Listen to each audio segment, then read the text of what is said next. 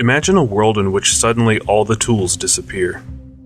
All buildings, cars, and machinery, or even basic tools such as knives, hammers, and shovels vanish. What would the economy look like if we had to do all the work with our bare hands? This is the situation in which the hero of this story used to live. On a remote island there was a fisherman. Maybe fisherman is too generous, because in a world without tools, his fight for survival was to jump into the sea and make desperate attempts to catch fish with his bare hands. It was not an easy life. All this effort resulted in catching just one fish per day, which is just as much as he needed to survive. One night, totally wet, with his eyes sore from the salt water, he was lying on the beach staring at the stars and thinking about how he could improve his life. Then he came up with a brilliant idea. If I could just extend the reach of my hand, I might be able to watch the fish from above the water and probably catch more. He decided that in the morning he was not going to catch fish.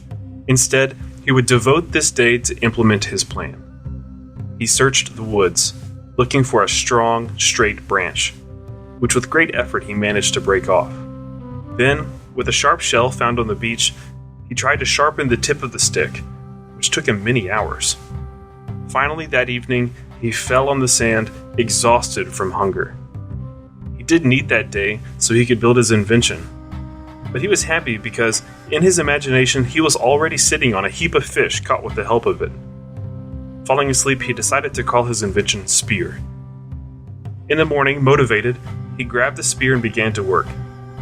Because the salty water did not flood his eyes, and a pointed end of the spear was more effective than his hands, he was able to catch 2 fish that day. Well, it was not a heap of fish yet, but the economy of the island did grow by 100%. More importantly, it opened up for him many more possibilities. He could now fish every second day, consuming his catch from the previous day. He could also go fishing every day, as before, and dry the excess fish and store it for worse times. Another option was to use free time to implement new ideas to increase his productive capacity. This would result in increasing his wealth and expanding the size of the island's economy. In this story, we come to a simple economic principle. Wealth is created through self-sacrifice and taking risks. The fisherman underconsumed and took the risk that his plan might not work, and that he would go hungry all day producing the spear needlessly. The fisherman's underconsumption can be simply called saving. In this case, the saving was a fish, which he would surely have caught if he had gone fishing. He used his saving to make a spear. The spear is a capital good, because it is part of his saving, which has no value in itself for the fisherman, but it serves him to get what he really wants. After all, the fisherman does not want to have a spear, he wants to have the fish. Capital is therefore a part of his saving, which he spent on increasing his own productivity. Let's fast forward to our world to illustrate this example in real life. 2 friends got a very well-paying job in a company called Corporation X. The employer offered each of them $10,000 a month. Not believing his luck, one of them, let's call him Prodigal Pete, immediately bought a big house with a garden on credit. The monthly rent amounted to $3,000. He bought a luxury car, also on credit, for which he paid $2,000 a month. Bills for the apartment, the cost of the car use, hiring a gardener, and a cleaning lady amounted to another $2,000. Prodigal Pete spent the rest on eating in fancy restaurants and hanging out with friends, who surprisingly became more numerous after he got the new work.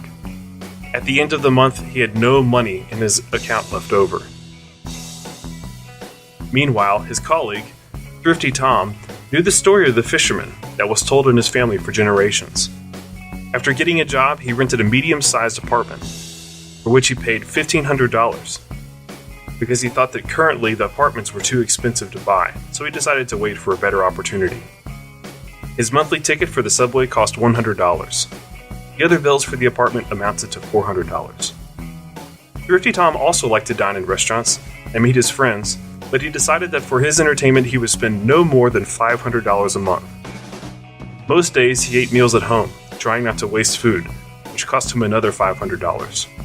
This way, Thrifty Tom could save $7,000 every month, years passed and Pete was laughing at Tom. He used to say to him, "Get a life, man. Stop being a Scrooge." Or, "How's your car?" "Oh, sorry. I forgot you were still using the subway." Tom felt upset because he dreamed of a big house with a garden and a luxurious car. But common sense took precedence over whims. He invested his savings in various projects. He opened a small shop in the area, where he hired one employee. After paying for all the costs, his profit amounted to $1,000. Still, however, he did not increase his spending. After some time, he opened a restaurant, from which he drew profit of $2,000. Later, he bought a bit of real estate, partly on loan, and he rented it to various companies as office space. His gains after his loan payments amounted to $4,000. Tom kept acting. After a while, gains from all of his projects were already $15,000. Suddenly, hard times fell upon Corporation X. Because of some bad choices and a global recession, it had to fire 2,000 employees. Among them were Pete and Tom. Tom suffered a slight scratch on his honor, because no one likes to be fired, but other than that, he didn't care too much about the situation. He had an income in the amount of $15,000 per month from his investments and a large amount of savings. Pete, in turn, panicked. The bank demanded payments on a loan, which Pete managed to pay only half. Friends invited him out for the first week, but when they saw that Pete had financial problems, the invites began to fade quickly. Pete borrowed money from family to survive, but during the economic crisis, no one wanted to accept him, and certainly not for the high salary he earned before. Finally, Pete decided to sell the house and car because he was not able to make the minimum payments. The value of the car, although it was in perfect condition, fell dramatically because it was a few years old and no one wanted to buy it because people kept their money uncertain of their future. The house lost its value because Pete bought it at a time of great prosperity and high availability of cheap credit, which pumped up the prices of the property. As a result, it turned out that the market price of his home and the car were as much as the value of the loans, which Pete still had to pay. Pete was really hurt by the fact that for so many years he was paying the loans and now he was left with nothing. He still had to sell because he needed the cash right away. After a few days, Tom called him and said that he would buy both the car and the house. During the transaction, they talked for a while as old friends. Pete told him about his situation, and Tom, as a man full of empathy, said, "Listen, my friend, I was just going for an early retirement. I need someone capable to take care of my business. I know you are a good specialist. How about I hire you for $3,000 a month?" Pete felt relieved. Finally, someone wanted to hire him, and he was no longer burdened with loans. He accepted the job from Tom, rented a small apartment, and began to save. The story of the fisherman was based on the excellent book by Peter and Andrew Schiff, How the Economy Grows and Why It Crashes. We encourage you to read it. If you are interested in the conclusions of the second story, you can read them on our website, econclips.com. I encourage you to subscribe to our YouTube channel and like our Facebook page. You can find links in the description below.